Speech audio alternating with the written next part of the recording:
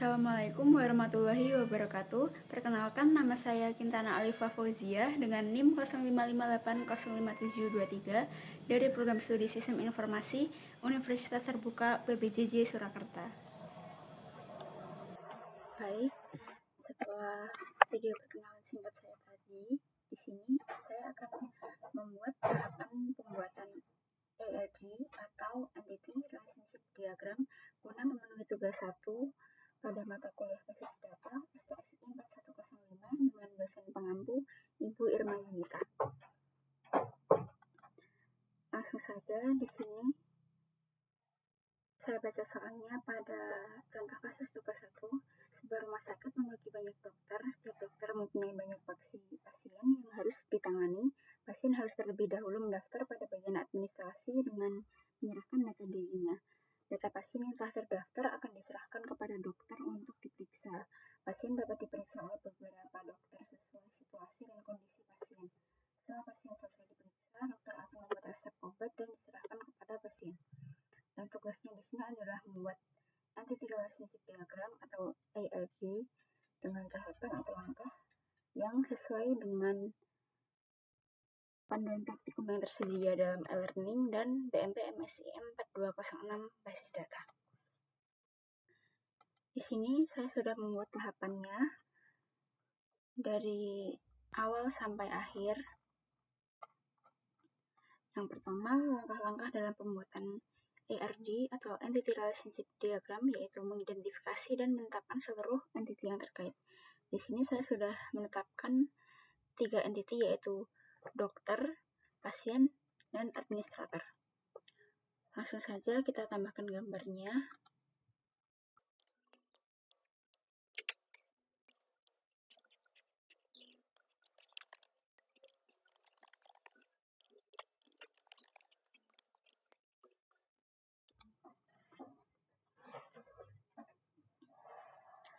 Setelah itu, langkah yang kedua adalah menentukan atribut-atribut atau field dari masing-masing entity beserta kuncinya.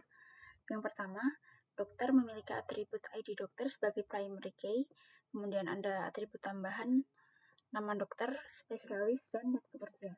Yang kedua, pasien memiliki atribut ID pasien sebagai primary key dengan atribut tambahan nama pasien, alamat pasien, dan nomor HP.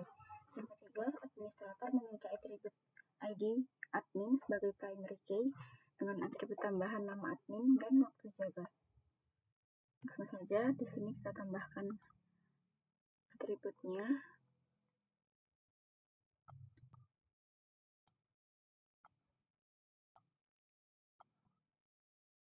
Di sini sebagai primary key-nya.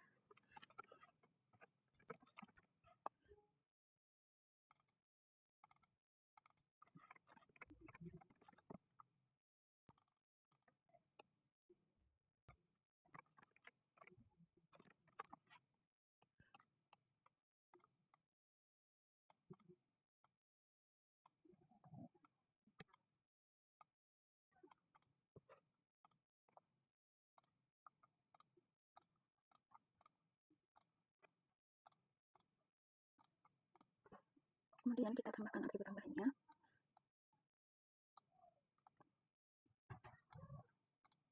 Tadi pada pasien ada nama pasien, alamat pasien, dan nomor HP.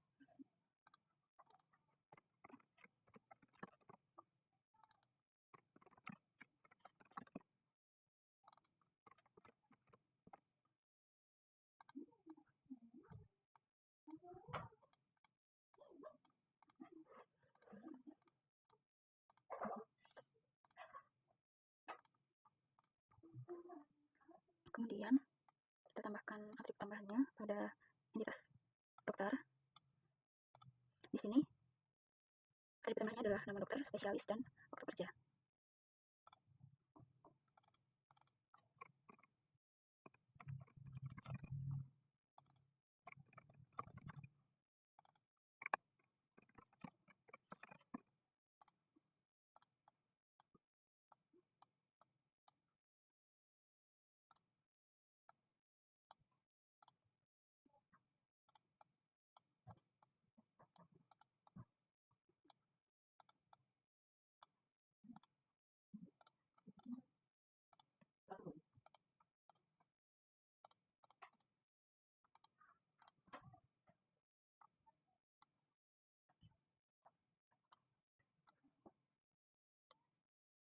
Kemudian pada administrator ada nama admin dan waktu jaga.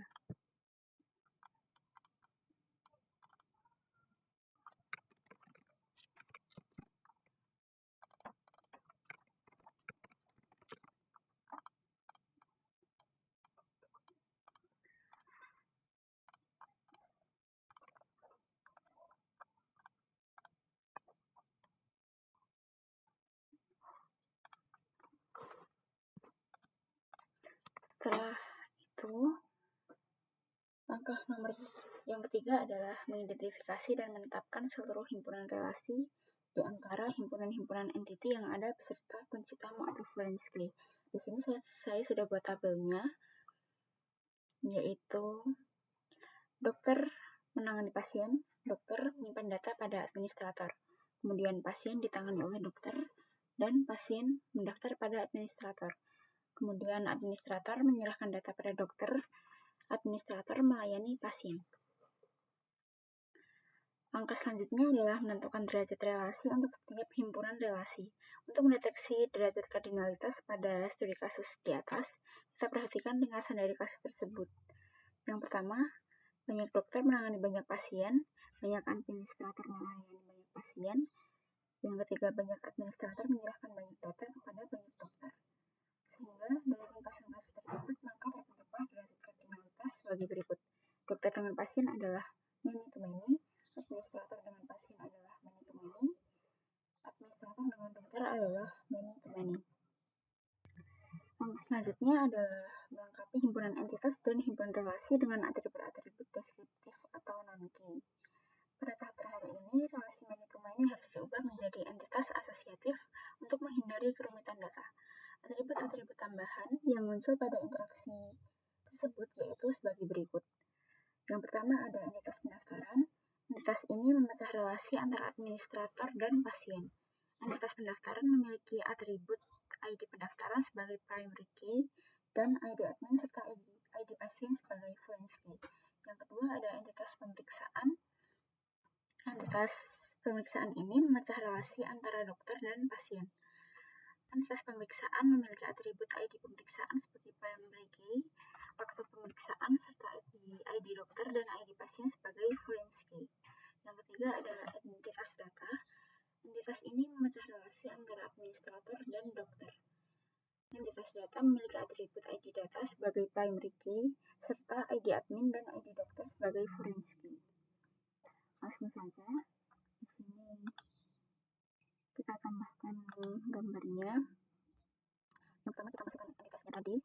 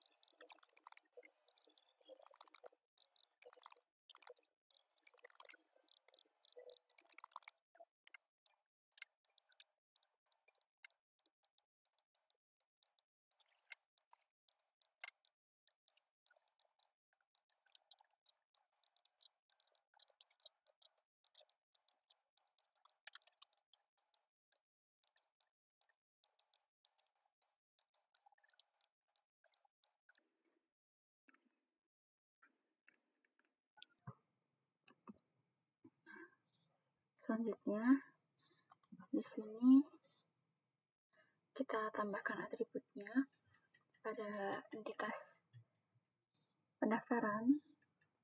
Ada ID pendaftaran, ID admin, serta ID pasien.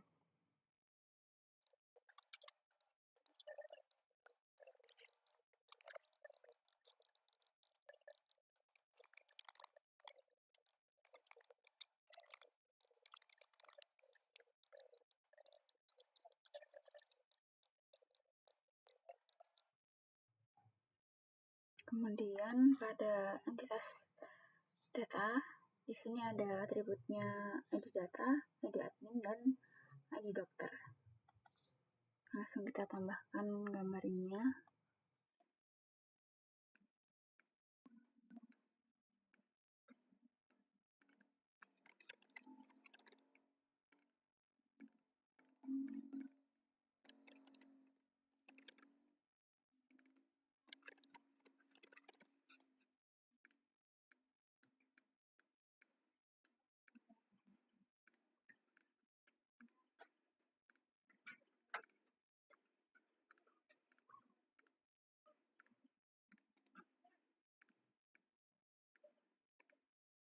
Kemudian lanjut pada entitas pemeriksaan.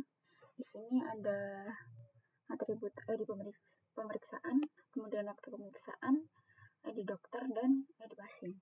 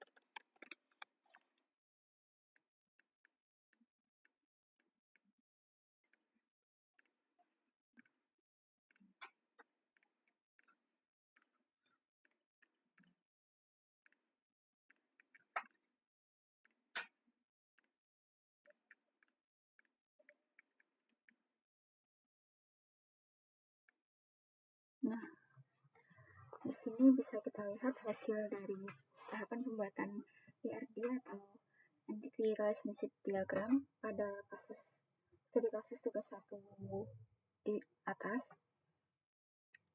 Di sini saya jelaskan sedikit alurnya. Yang pertama, pasien melakukan pendaftaran, kemudian setelah itu pendaftaran dilayani oleh administrator. Setelah itu admin memberikan data kepada dokter. Setelah dokter mendapatkan data dari admin, kemudian dokter menangani pasien pada kegiatan pemeriksaan dibarengi dengan pasien yang ditangani oleh dokter pada kegiatan pemeriksaan tersebut. Berdasarkan proses langkah-langkah yang telah diidentifikasi tadi, dapat dipahami bahwa banyak pasien melakukan banyak pendaftaran pada banyak admin, kemudian banyak admin memberikan banyak data kepada banyak dokter, lalu banyak dokter menangani banyak pemeriksaan pada banyak pasien. Seperti inilah hasil tahapan langkah-langkah pembuatan Entity Relationship Diagram.